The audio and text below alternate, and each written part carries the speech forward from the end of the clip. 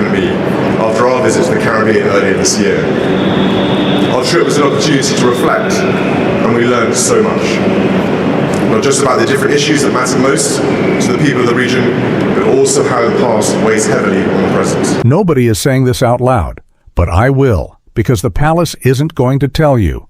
The royal correspondents are tiptoeing around it, and the people who actually know what happened inside those walls? They're not talking, but here's the thing about silence. It always tells you more than words ever could. Prince William didn't make an announcement. He didn't hold a press conference. He didn't issue a statement through Kensington Palace. He did something far more powerful than any of that. He moved the pieces, quietly, deliberately, and with the kind of certainty that only comes from a man who has already decided he will never make the same mistake this family made before him. And the one person who could have stepped in, the one person in that entire institution with enough authority and enough courage to push back, chose not to say a single word. Stay with me. Because this story does not go where you think it goes. If this is already hitting different, good. Don't go anywhere, because it gets heavier before it gets beautiful. This is exactly what we do here. We don't let the important stories disappear quietly. If you're not subscribed yet, do it now. Hit the notification bell so you never miss a video like this one. Share this with someone who needs to hear it. And drop a comment below telling me what you already think, because I read every single one. This community shows up, and I am grateful for every one of you. Now, let's get into it. Let's start with who we're actually talking about, because there's a lot of confusion out there, and I want you to have the full picture before we get to the part that changes everything. Camilla has 5 grandchildren. Her son Tom has 2. Lola, born in 2007, and Freddie, born in 2010. Her daughter Laura has 3, Eliza, born in 2008, and twin boys Gus and Louis, born in 2009. None of them hold a royal title. Not one. But they grew up inside the edges of a world most people only see on television. Freddie, Gus, and Louis walked as pages of honor at the 2023 coronation. Golden robes, solemn faces, history unfolding around them. Eliza was a flower girl at William and Kate's 2011 wedding, lifted onto the Buckingham Palace balcony by the man who is now king. They call Camilla Gaga. They call Charles Opa. For their entire lives, and the palace has felt like family. But here's the thing about warmth inside a palace. It always has conditions. And here is the condition that most people are completely missing. That access, every photograph, every coronation robe, every balcony moment was given by Charles, not by William. Charles invited them in. Charles extended the warmth. Charles built the bridge between his wife's family and the institution he leads. And nobody asked William whether he was prepared to maintain that bridge when it became his. Are we all clear on that? Charles's generosity is not William's obligation. A gift given by one king does not automatically transfer to the next.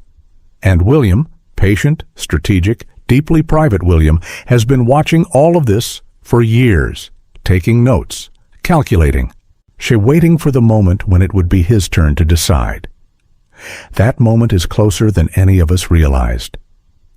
Now let me tell you who William actually is, not the version in the polished photographs, but the man underneath. He was 15 years old when his mother died in a Paris tunnel because the life she was living had become impossible to survive. 15. He sat in a hospital corridor and was told Diana was gone, and the institution he was born to serve had spent years making her feel like an outsider, a problem to be managed rather than a person to be protected. William watched every leaked story, every cold shoulder, every moment his mother was made to feel like she didn't belong.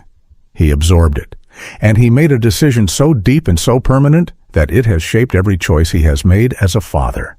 Not my children. Not on my watch. Not ever. So when something happened at a royal event, something the palace has not confirmed and has not denied, William didn't pause. He didn't consult a committee.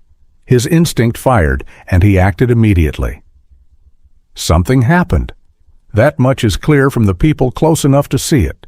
The details remain locked behind the kind of careful silence that Windsor does better than anywhere else on earth. But what followed was not silent at all, not to those paying attention. The guest list changed. Certain gatherings were restructured. The informal permissions that had governed which of Camilla's family appeared where, those permissions were adjusted. Not announced, not explained, simply revised. And 5 young people living their lives as the grandchildren of a queen. I began to feel the shape of an absence they hadn't been warned was coming. Because that's the part of this story I keep coming back to. Lola and Freddie and Eliza and Gus and Louis did not ask for any of this. They didn't choose to be born into this particular family at this particular moment in history. They were children who loved their grandmother, who showed up when asked, who wore the robes and carried the flowers and smiled in the photographs. And now they are teenagers, old enough to notice when the tone shifts, old enough to feel the weight of an invitation that doesn't arrive. Innocent people always pay the price for powerful people's decisions.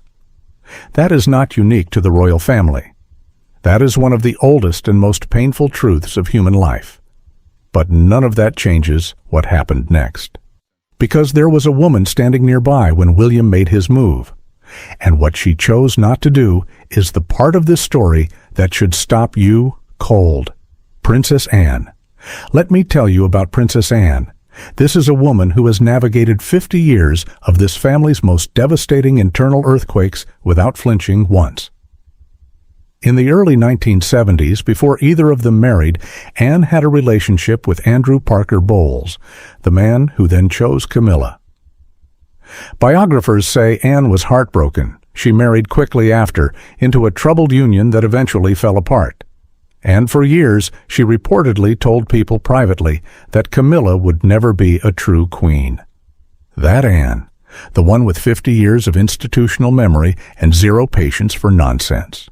She knows exactly how to signal disagreement inside this family without ever making a public sound. A strategic absence, a word placed with the right person, the 1,000 invisible levers that experienced royals pull when they want to apply pressure without leaving fingerprints. When William moved against Camilla's grandchildren's access, Anne saw it. And she pulled none of those levers, not one. She said absolutely nothing. Do you understand what that means?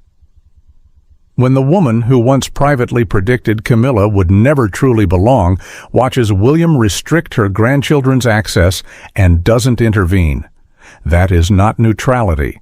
That is a verdict. And Camilla, who has spent 20 years reading every signal in that family, knows it too. Here is what nobody wants to say plainly. The transition is already happening. And Charles is 76 and still receiving cancer treatment. He still stands at Westminster Abbey. He still greets William warmly at Commonwealth services. But the palace is quietly, deliberately building William's image as the authoritative future of the monarchy. Access is already shifting, an era that has already, in all the ways that matter, begun. In William's reign, access will not be inherited from Charles. It will be earned from William. On his terms, by his standards. Camilla built a place for her family inside this institution over 20 years. Patient, strategic, gracious. She earned it through service and through love.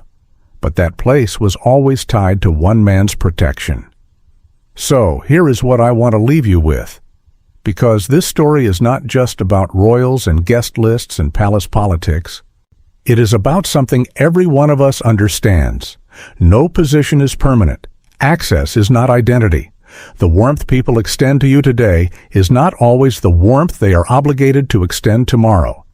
And the most powerful statement a person can make is sometimes the one they never make at all. Anne has spent 50 years understanding that. She didn't need to say a word. Her silence was the loudest thing in the room. Her silence didn't just speak. It echoed.